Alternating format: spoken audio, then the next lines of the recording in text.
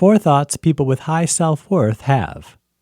The most confident and happy people we know are the ones who have high self-worth. But how did they get that way? Are some people just born with a better sense of value? Or do they make a practice of acting a certain way which helps them to keep feeling positive about who they are? When you talk to people with high self-worth, you find that they have a lot of things in common. Those who feel good about themselves tend to think a certain way. Let's look at a few of the ideas which keep people feeling worthy even when life might be difficult. They understand where mistakes fit. Everyone messes up now and again. The person with high self-worth recognizes this. They take responsibility for the action and understand that just because something went wrong, it doesn't change who they are as a person. They still value themselves even when they make a mistake.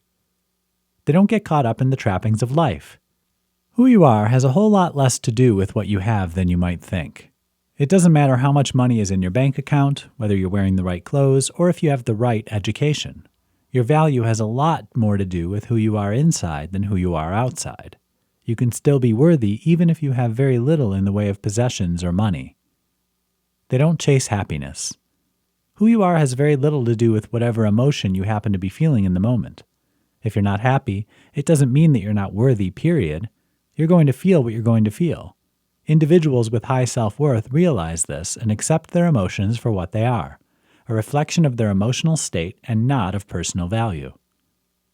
They take responsibility for how they feel.